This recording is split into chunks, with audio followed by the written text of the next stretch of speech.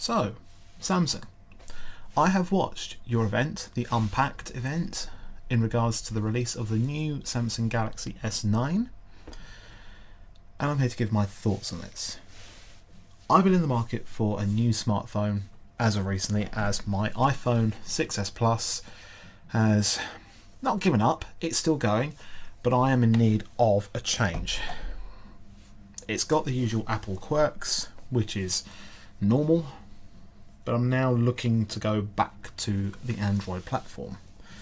And I've been flitting between the Pixel 2 XL and the Galaxy S9, particularly the Plus version, as I prefer the bigger screen and the bigger real estate on that one. So I've been having a look at the recent specs. Now, I do like to take pictures on my phone, which is normal. Some of it is for work reasons, unfortunately, but the other is purely for leisure. I like the idea of the dual apertures. So f1.5 in low light conditions and f2.4 in bright conditions. And I like that. That's a really good feature to have. Especially when, say for instance, I'm out for the evening with my mates and I just want to take a quick picture. This camera should do it. I quite like that a lot. What else? I think some of the usual gimmicks that get implemented onto a smartphone, some I like, some I don't. One I do like is the super slow-mo they've got going on. So 960 frames per second. That's almost professional grade camera categories, but it'll only do it at 720p, which is normal, I guess. Whereas obviously a professional grade camera can do it at 4K or maybe higher than that. The one quirk I don't really like, and I'm probably not really bothered about it, is the AR emojis, where it basically, you could take a picture of your face and it would custom make an emoji from that, and I'm not gonna lie, they look really bloody creepy. So I might not use that feature myself. It's not really my kind of thing. The one thing I do like as well, again to do with the camera, is the fact that you can scan a sign in a foreign language and have it translated to your native language. So in my case, of course, English. I like that. That's actually a really good feature to have. So I could be somewhere, I could be in Japan if I wanted to, and I look at a sign thinking, oh, I don't know where I am. Samsung out, translate. Oh, I've got to go this way. So I like that. Facial recognition, there's nothing really new. The fact that you can share it through any Samsung screen, that's pretty neat. The display. Now, I like a good display on a phone. The iPhone's been good, I will say. It has definitely been good. But I will say I do like the Samsung ones myself. Some people don't really like the top and bottom bezels, but I don't mind that really myself. Yeah, I mean, I've definitely heard that the Galaxy S8's screen was AMOLED and it had high dynamic range and so on. This is supposed to be a refinement of that. That's good, I guess. I'm saying a lot of aren't I? I always do this. Oh yeah, speakers. This has always been a bottom firing speaker. As you can see, it's probably clogged up with dust now. The fact that I can have dual firing speakers, one at the bottom and one from the earpiece, I do like that feature. That is a really good thing to have. Going away from the personalizations, we've already spoken about that. Now, the one thing that really got me a bit speculative is the performance. When I was looking at one particular retailer, this not obviously directly from Samsung, but just a retailer that I found that's selling the Galaxy S9 and S9 Plus, I was just having a look at the spec that they gave in regards to their processor. When I find it, they say that the processor runs at 1.3 gigahertz, which is completely not true. So do not look at that website.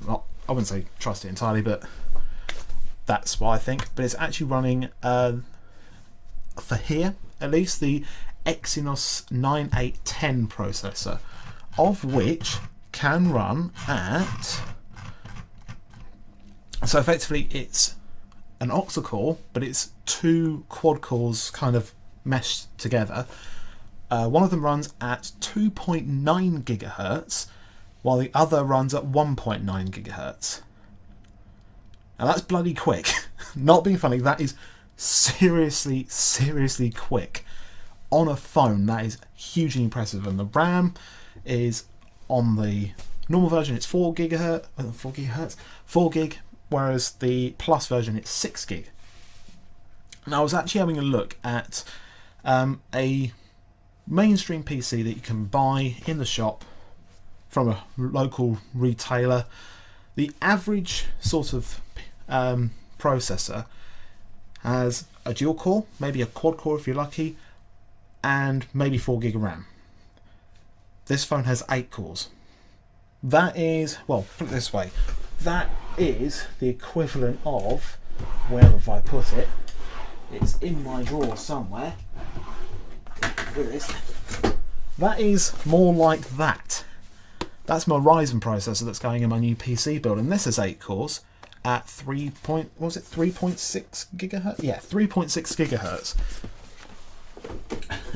And to think that a phone is going to have 3 gigahertz right out of the box, again, with 8 cores, hugely impressive. I'm more impressed with the specs of a device rather than what it can do.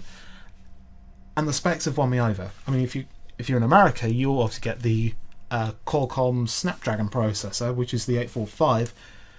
That runs at similar speeds, about 2.8 gigahertz on 4 of them, and then another 4 runs at 1.8. So you're getting very similar specifications in terms of that. Color choices. So if I go over to the pre-order screen, I could either get it in the lilac purple, which is the biggest colour they're trying to push, coral blue, or midnight black. I think that sort of titanium silver finish is only available in other countries. It's not available in America, it's not available here, but I think it's more available in Europe. But this leaves me with a dilemma. So you've probably heard all the specs by now, blah blah blah. But this is my dilemma, because I'm also thinking about the Pixel 2 XL as my next phone. But what would I really go with? If I went with the Pixel 2 XL, I would get the updates first. I'd also get the support, the backup support, I think. Google Photos, I'd get Google Photos with that. Plus, it's also, more importantly, a stock interface, which, after using that is a stock interface. It could be the best interface. But I'd be running on outdated hardware. So I'd only have 4 gig of RAM. I'd only have I think it is running a Qualcomm 835 processor. So it's a last gen processor, but it's still quite quick. But possibly also the best camera on a smartphone.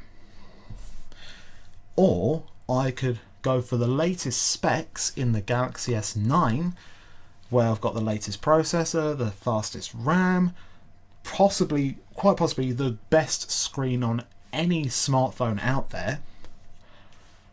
But in terms of software, it's got Bixby behind it and the TouchWiz interface, but I've heard it's much more refined.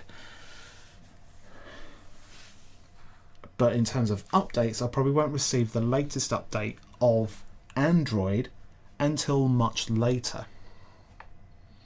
But I would get Samsung software going on first.